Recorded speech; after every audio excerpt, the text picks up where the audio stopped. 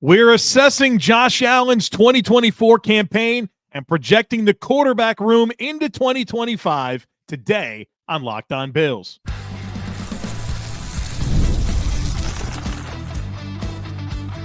You are Locked On Bills, your daily Buffalo Bills podcast. Part of the Locked On Podcast Network, your team every day.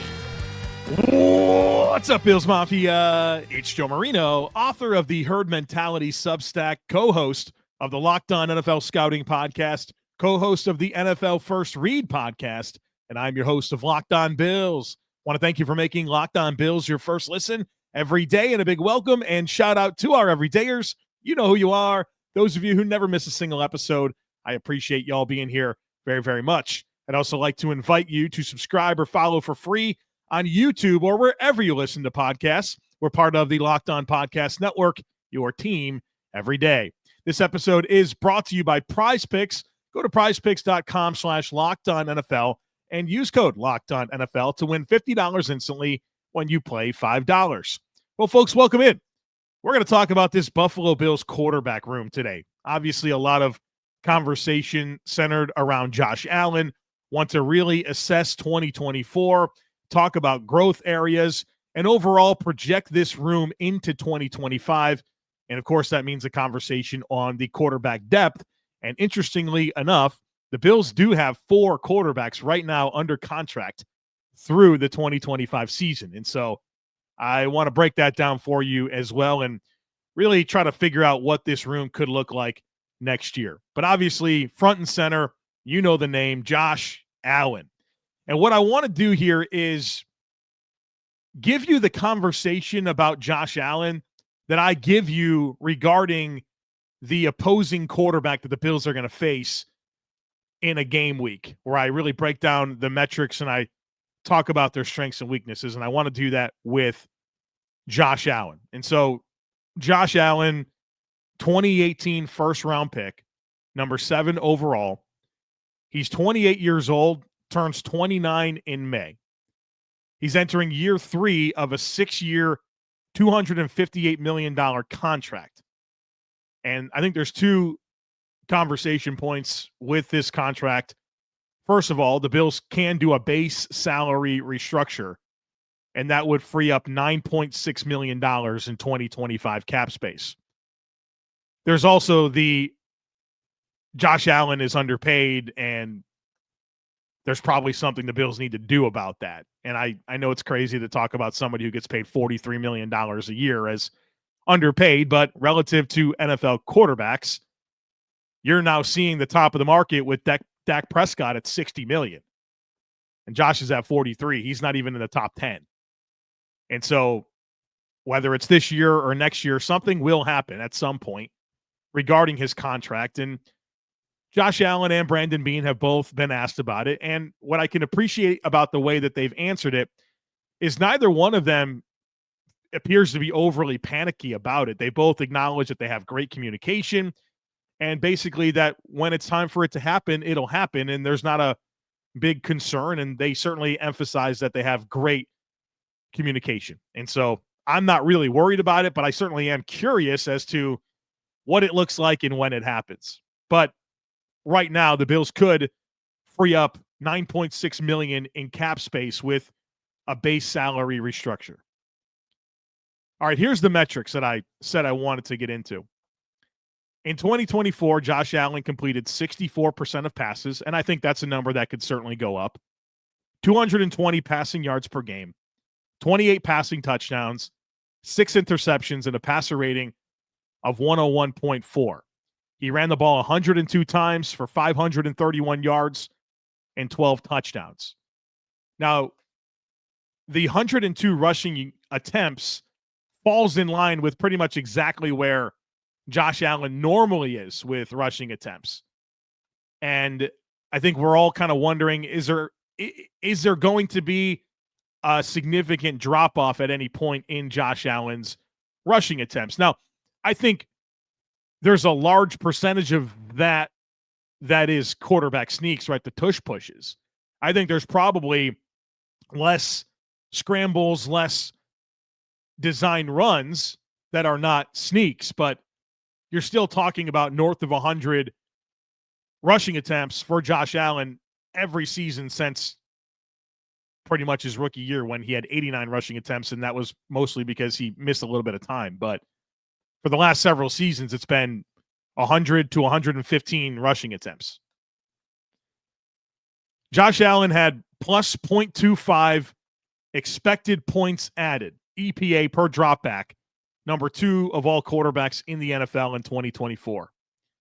He throws deep 14.1% of the time, 5th highest rate in the NFL. We will talk more about that. It's something I've already hinted at. The deep passing offense was not good, and they did it a lot. And so we've got to figure that out. But for now, just be aware that the frequency is 5th highest in the NFL of deep throws. Deep throws are passes 20 yards or more down the field. Yards after catch, 56% of Josh Allen's yards came after the catch, 6th highest in the NFL. That's a number that I know myself and a lot of people have been very interested in going up, and it certainly did this year. Josh Allen definitely had the best yards after catch contributions of his career. I mean, top 6 in the NFL. It's nice to see that piece of the offense take off this past season. Josh Allen throws to his first read 57% of the time. That's dead last in the NFL. And look, first read throw percentage means different things for different quarterbacks. It's not bad that Josh Allen's last, and it's not good that whatever player's number 1 is 1. It just tells the story of how they play the game. And for Josh Allen, he's never going to be a high-frequency thrower to his first read. That's just not how he plays. He has that off-script element that's very, very good, and he's going to lean into that, and so he's never going to be overly high. In fact, I think he's pretty much dead last every year, and I'd be surprised if that changes anytime soon. Here's a number that's a big one. Catchable ball percentage, 72%. That's not good. That's 26th in the NFL. A lot of off-target throws, a lot of uncatchable throws, not just throwaways. That's not what we're talking about. We're talking about aimed throws that weren't catchable. And ball placement and accuracy is something that has to improve for Josh Allen. We'll talk about that a little bit more later, but be aware right now that 72% of his throws were catchable, 26th out of 32 in the NFL. Turnover-worthy throws, Josh did great here. Only 2.1% of throws were turnover-worthy, 7th best in the NFL. Drop rate, the Bills dropped 3.3% of Josh Allen's throws, 9th in the NFL, so solid, right? That's 9th best in terms of lowest. So drops weren't a huge issue for the Bills this year. Pressure rate, Josh Allen faced pressure on 32% of dropbacks. That's 18th in the NFL. And stylistically, a quarterback like Josh Allen is never going to be really, really low in pressure rate. He's a quarterback that holds onto the ball a little bit and is going to play off script. And so, again, you're never going to see Josh Allen super low in pressure rate. It doesn't mean that the Bills are not good at pass protection. It's just the style of quarterback that you have. Now, here's a good number. 8.2% of pressure resulted in a sack. That's the best in the NFL. And so Josh Allen plays his game a little bit different than, other players like a Joe Burrow or Jared Goff. Play action percentage, 22%. That's 24th in frequency. I'd love to see that closer to 30%. Only 22% this year. And Josh Allen, number 1 in the NFL in EPA per dropback with play action. The screen game was going this year, 13% screens, 8th highest in the NFL. And Josh Allen, 9th in adjusted net yards per attempt on screens. The interesting thing about the screen game for Buffalo is that it's not really a running back screen game. It's a wide receiver / tight end screen game. Josh had 61 completed screens in 2024. 55 were to wide receivers and tight ends. 6 were to running backs. And I think 4 of those 6 were to Ty Johnson, and Ray Davis and James Cook had 1. But of those 61 completed screens, also 24 of them were to Khalil Shakir. So the Bills have a screen game, but it's really a Khalil Shakir screen game. And then you had 12 to Kincaid and 12 to Curtis Samuel. So a lot of good there, but let me kind of summarize this by giving you Josh Allen's EPA rank under certain circumstances. Josh Allen, as I said, number 2 in the NFL in EPA per dropback overall. Number 2 in EPA per dropback against the blitz. Number 3 with no blitz. Number 3 when pressured. Number 3 when not pressured. Number 1 with play action. Number 3 without play action. Number 8 when he gets the ball out quick in under 2.5 seconds. Number 3 when he holds on to the ball a little bit and gets it out over 2.5 seconds. And so Josh Allen, pretty much under any circumstances, was terrific in 2024. And so the metrics tell a good story. And on the other side of it, I want to analyze them a little bit more and talk about the story of the year for Josh Allen, and then really get in on some growth areas that I think will elevate his game even more in 2025. So folks, be sure to stick with me. Super Bowl 59 is here. 2 teams, 1 game, endless possibilities. And there's no better way to make every play more exciting than with FanDuel Sportsbook. Whether it's predicting the first touchdown, calling the MVP, or even betting on the coin toss, FanDuel makes it easy to get in on the action. With live betting all game long, you can adjust your bets as the game unfolds and feel the thrill from kickoff to the final whistle. The live betting feature lets you stay involved no matter what happens on the field, and the app is super easy to navigate. Plus, knowing that you can place a $5 bet and potentially win $200 in bonus bets for the Super Bowl, that's the icing on the cake. Download the app or head to FanDuel.com to get started. Bet just $5, and if you win, you'll score $200 in bonus bets. That's FanDuel.com. Bet with FanDuel, official partner of Super Bowl 59.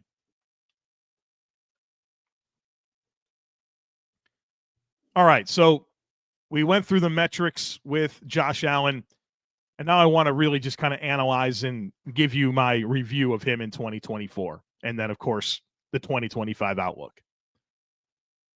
Josh Allen had a terrific season. Arguably the best version of Josh Allen that we've seen yet in totality.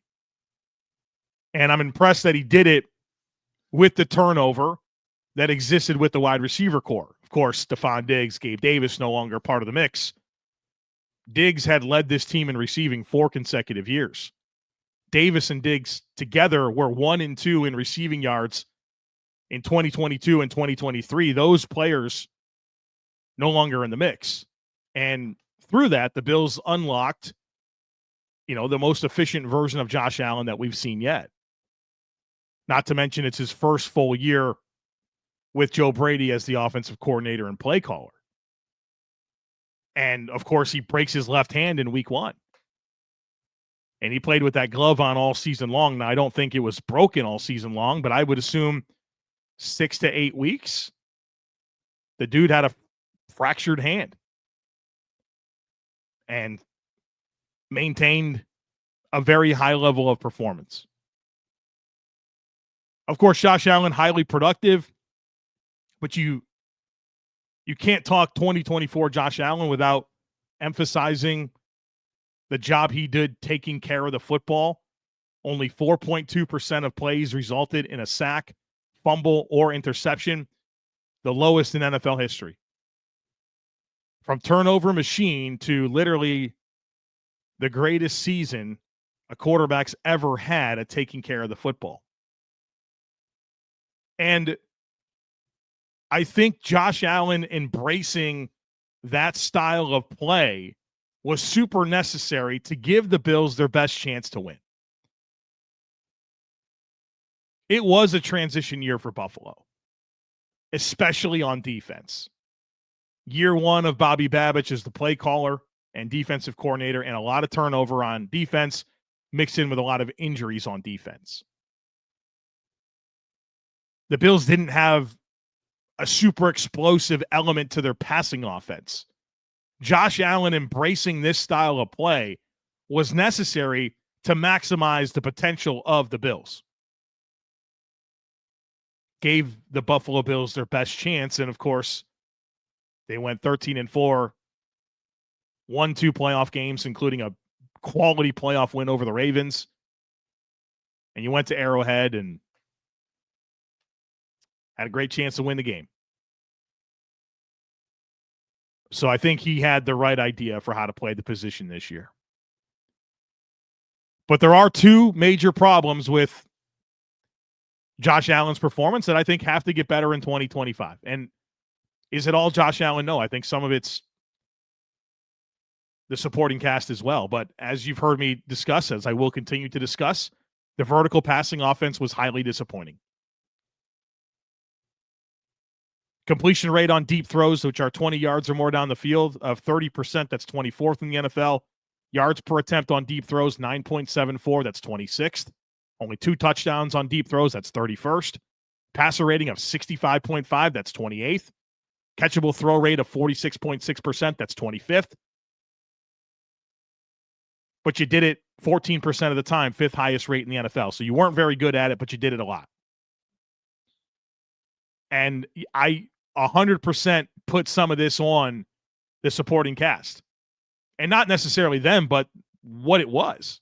You didn't really have a dynamic vertical receiver to use. But then why do it so much, right? That's the other piece of this. You didn't have to throw the ball deep all the time if you didn't have the personnel to really do it. And I think the Bills, and I hope the Bills learned a hard lesson that having a bunch of jump ball specialists on the perimeter is not your best way to get a vertical passing offense going. It's just an inefficient way to do it. Throwing deep is inefficient to begin with, but throwing deep to players that don't separate vertically and rely on contested catches is even less efficient. So you're taking something that's inefficient and making it less efficient. Not good. Don't like that formula. Not a math guy, but that doesn't add up well for me. So with the way the Bills run the football, with the talent that Josh Allen has, there's plenty of opportunities to work the ball down the field. The Bills got a very high percentage of man coverage against them. It's not like it was just cover 2, cover 3, cover 4. You got this roof over the defense and there was no opportunities to push deep. That's just not true.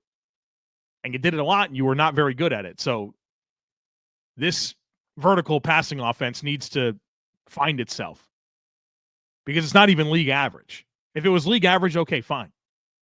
You're talking about bottom tier vertical passing offense, and I don't accept that very well. So vertical passing offense, again, some of that's Josh Allen. He only had a catchable throw rate of 46.6%, 25th in the NFL. Some of that's on him. He missed throws down the field. He also didn't have very good vertical receiving talent. The other thing is ball placement.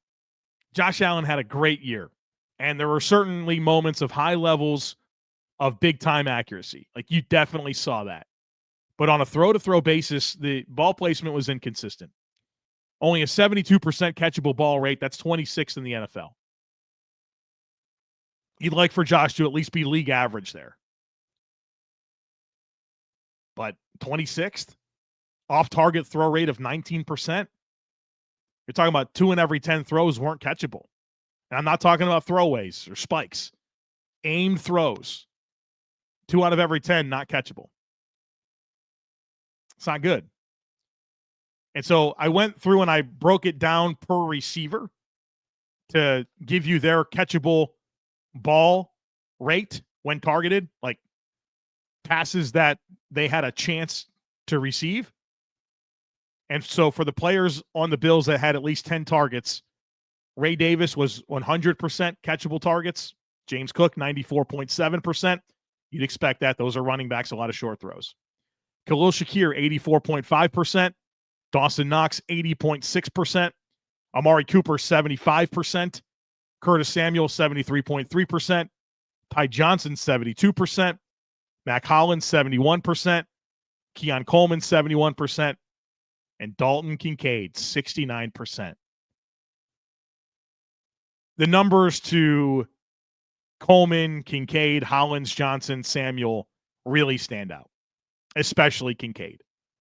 And I did a deep dive article on Dalton Kincaid for the Herd Mentality Substack. I dropped it on Wednesday afternoon. Very proud of how it came out.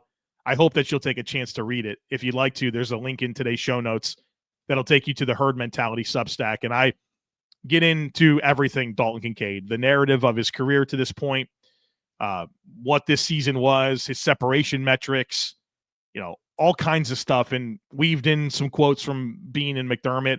There's also a film reel. Every single target that he got this year, you can watch it in succession. I think it's about 13 and a half minutes long. It's very revealing to watch every single play in succession, the target it throws to Kincaid. It's all in the piece that I wrote, and I hope you'll take a second to check it out. Again, Herd Mentality Substack. There's a link in today's show notes. But 69% catchable ball rate for Dalton Kincaid. Of the 41 tight ends in the NFL that ran at least 200 routes in 2024, Dalton Kincaid had the lowest percentage of catchable throws targeted to him. And when he was targeted 10 or more yards down the field, under 40% of those throws were catchable. Josh Allen's got to be better for Dalton Kincaid. And we want that to be a thing. We want Dalton Kincaid to be this big-time impact tight end. And yeah, Dalton's got to get better, and there's certainly room to point the finger at him, but Josh has got to be better for Dalton Kincaid too. That's the big theme that I kind of came to in the piece is this chemistry has to establish, especially if he's going to be a high-volume piece of your offense, which you hope he is. So vertical passing, ball placement, two major areas that I'm looking for when it comes to growth from Josh Allen in 2025. So my 2025 outlook for Josh Allen, maintain your status as an elite NFL quarterback, be in that MVP conversation, continue to evolve with Joe Brady. You get him back this year, and Josh has already commented on how helpful that's going to be. He doesn't have to spend time learning anything. It's building, and that's going to be great. I want to see that matter on the field. Figure out this vertical passing offense. Find a field stretcher for Josh Allen. Find some vertical receiving talent for this offense. And, of course, develop chemistry with Dalton Kincaid and Keon Coleman. The Bills have got to maximize those investments. They need to be meaningful impact players for this team. We need to be happy about them. And whatever Josh and Keon and Dalton have to do to get it going, they got to do it this offseason so that can work out the way it's supposed to.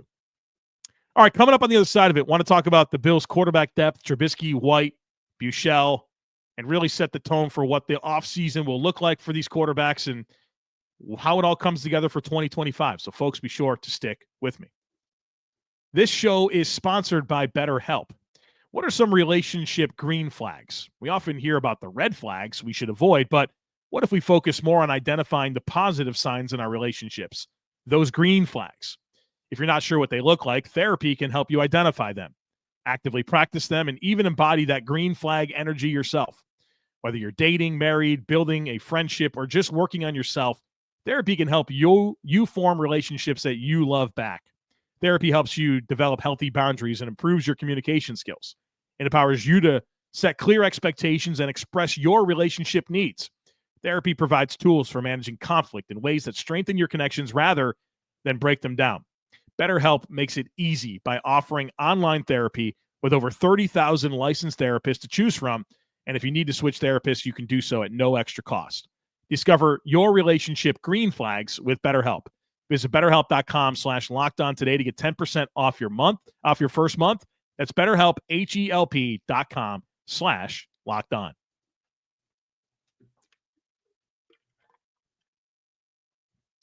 All right, let's talk about this quarterback depth and really set the tone for the offseason in 2025 as well. So Mitch Trubisky was the Bills' backup quarterback this year. 2024 free agent signing, coming back for a second stint in Buffalo. He's 30 years old. He turns 31 in August. He's entering year 2 of a 2-year, $5.25 million contract. Now, the Bills can release Mitch Trubisky and save some money. They can save $2.5 million in cap and accumulate only $750,000 in dead cap. I think there's a decent chance that happens. In 2024, he appeared in 9 games, had 17 kneel downs. Great job doing that. He played a little bit in that Patriots game, was for the season 19 of 26, 179 yards. Actually had 2 passing touchdowns. But as far as his review, I mean, he didn't have to play any meaningful snaps, and I'm happy about that. I'd be concerned if he did. I think that's probably true for a lot of backup quarterbacks, especially when you're talking about going from Josh Allen to anybody. But as far as the 2025 outlook for Mitchell Trubisky, I think there's a decent chance that the Bills release him, and that positions Mike White to be the QB2. And I know that Mitch has a great relationship with Josh Allen, and that's something that the Bills really value in their quarterback depth. But $2.5 million in cap savings with a minimal dead cap accumulation is hard to ignore, especially when you already have Mike White under contract for this season at a low-cost deal. And what's the difference between Mitch Trubisky and Mike White? I'm not sure there's any difference. I don't think highly of either player, to be honest with you. And so it doesn't make a lot of sense to me. They're not both making this roster. That'd be pretty surprising. I don't think that should be the case. So I'd probably take advantage of that cap savings and move on from Mitch, but we'll see what the Bills do. Their relationship with Josh Allen is certainly the X factor in what happens. Mike White, 2024 free agent signing. He's 29, turns 30 in March. Spent good part of the season on the practice squad. Late in the year, he was signed to the active roster, and in that move, signed through the 2025 season. Wound up signing a 2-year, $2.4 million deal. And, of course, he didn't really play much. He got a chance to get some run in that Week 18 game to the Patriots.